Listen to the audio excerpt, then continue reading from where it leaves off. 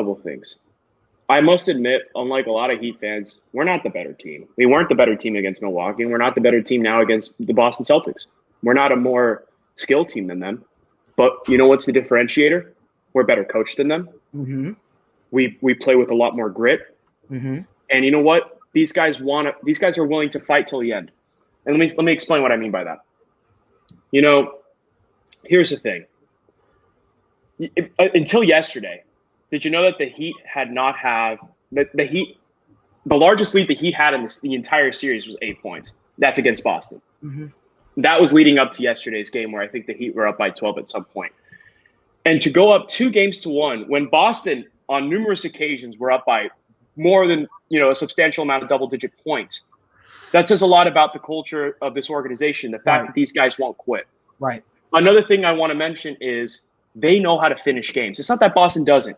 It's that when the moment matters the most and the game is on the line at the end, you trust guys like Jimmy Butler, Bam Adebayo. Yeah. In this case, Tyler Hero yesterday, who I want to get into that later. Wow. Just wow. But I'm going to get into that later. Yeah. To close out these games. And it's not that Boston doesn't make big shots, because as we saw yesterday, Boston was making threes to put themselves back in position. It's just we fight harder. Mm-hmm. We're more consistent down the stretch. Mm-hmm. We believe in ourselves. Right. So it's that grit, that grind, that Heat culture. I know you guys have probably been hearing that expression a lot. That's really the differentiator in this series. Mm-hmm. That being said, though, I really don't think this series is over yet. I really do think that a lot of Heat fans are jumping the gun and saying we're going to end the series next game. And I really hope I'm wrong when I say this. I hope so, too. I don't know about that. And you can't underestimate a team with Jason Tatum and Jaylen Brown and all of these really Kobe 2.0. strong offensive. Kobe 2.0, who, by the way, didn't show up in the first half, but we won't get into that. But, yeah, he redeemed himself in the second half. Look, these guys are a very skilled team all around. Right. I expect them to put up a fight. Right. But, yeah, I'm liking the way the Heat are playing, and I'm excited, man. Well, I'm going to let you weigh in on this one, man. Yeah, I mean, when it comes to the Miami Heat, it's just really – it's hard to boil it down into simple terms. But to me, it's just like championship intangibles, I suppose. Right. And really what I mean by that is really four things. Number one, every player that they've played, especially in the playoffs, has a defined role and a defined purpose, and they know what they have to do.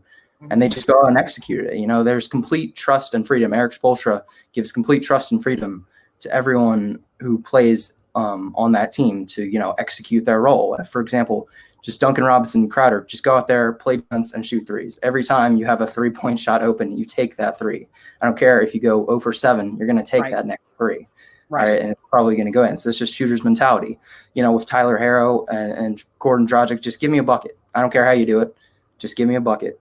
I don't care what quarter, what kind of the game it is. We're blowing them out by 20 or we're down. It's a close game. It doesn't matter. And he just lets Jimmy Butler and Bam Adebayo lead the team really on both ends. I mean, everyone on that Heat team plays defense. Everyone on that Heat team is not a great individual defender. Like Tyler Hero, Gordon Dragic, those guys aren't lockdown individual defenders.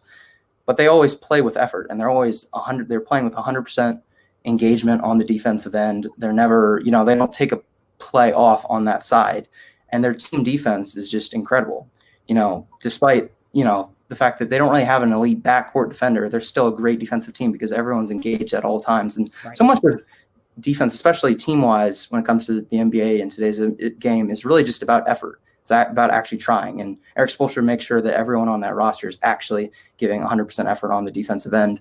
And speaking of Eric Spoelstra, there's just a few adjustments that I think he's made that have just worked perfectly in the series. Really, in the playoffs, he's played Bam. I mean, I know Bam's been at center really the entire year, but he's played him just exclusively at center. There's no Myers Leonard's not coming into the game, and he's not putting him at the 4. He's just at center, and he's just the big man. He's increased Dragic's minutes, he's increased Crowder's minutes, and he's decreased Kendrick Nunn and Myers Leonard. Mm-hmm. And that's just worked perfectly because those have just been the guys that have been able to step up. The Crowder and Iguodala trades seemed a lot smaller when they actually happened, but he's made them work extremely. Crowder was the most valuable asset we got in that trade. Yeah. And and really what it's allowed them to do is just be more versatile and even switchable on defense, because you have wing players who can play the 3 and the 4, and they're just a lot more versatile defensive team. Right. And they also have no defined, I keep saying this, but they have no defined really way of winning. I mean, the strength of their team is what? 3-point shooting, right?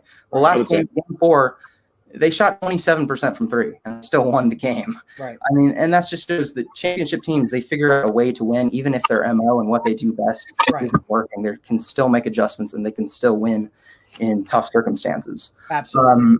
And like you said, the Heat culture, I mean, it's the perfect culture. I saw this story apparently about Duncan Robinson shared.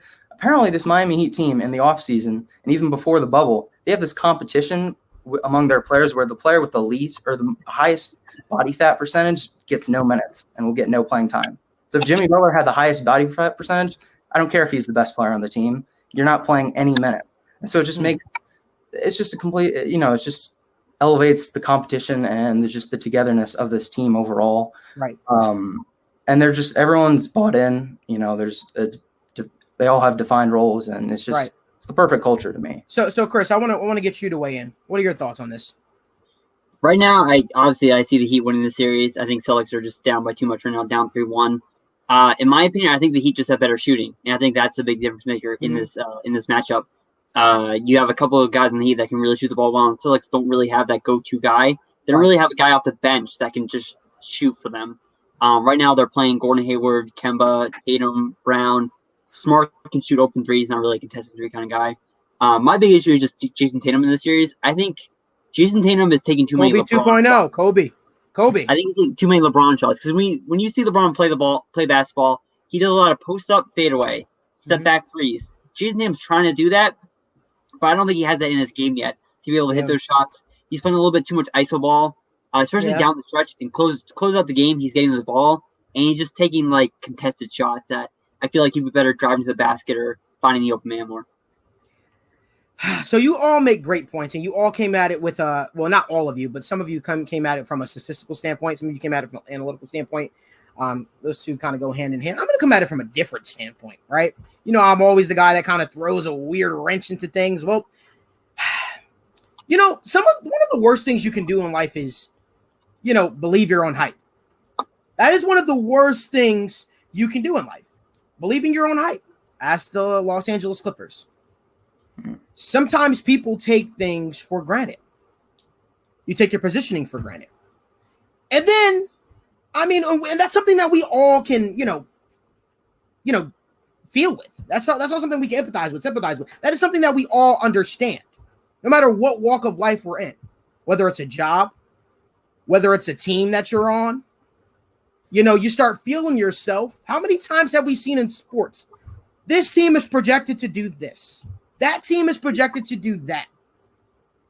And when the chips are on the table, sometimes it's the underdog. It's the underdog. Why? They didn't have any pressure. They didn't have anyone gassing them up. They didn't believe their own hype. And that is one of the many flaws of teams in professional sports. That is one of the many flaws of people in our everyday lives. Sometimes we believe our own hype. And I can't help but feel that the Boston Celtics in this scenario believed their own hype. Guess what? Men lie, women lie, and I always say it on the podcast, numbers don't. Thank God basketball is a game that has to be played. Thank God football is a game that has to be played. Because guess what? If it wasn't, if we gave people championships based on hype, well, the Cleveland Browns would be Super Bowl champions last year. The Los Angeles Clippers would be champions this year. This series that we're talking about right here on the Wrightway podcast that most people didn't even think was possible, right? It was supposed to be the Bucks here. Well, this series should have been over with by now. This is what happens if you believe your own hype. So, my moral of the story, everyone says, they're not shooting well, they're not doing this, Could it be that the Boston Celtics just couldn't handle the pressure? Could it be that? Could it be just as simple as that?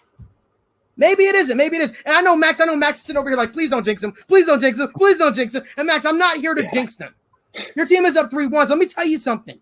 Your team has something that nobody can teach. Something that I resonate with. Something that you guys who are on the podcast here resonate with. They have a dog in them. When the chips are on the table and everyone is counting them out, that's when they rise to the occasion. So I'll leave it as simple as that. The Miami Heat are where they are because they didn't have hype. And if they did have hype, they didn't believe it. Now, guess what, Miami? Don't believe your own hype. Continue not to believe your own hype. It's not done yet. Job's not done. It's not done. Job's not done yet. As Kobe said, make sure you guys go close out the series.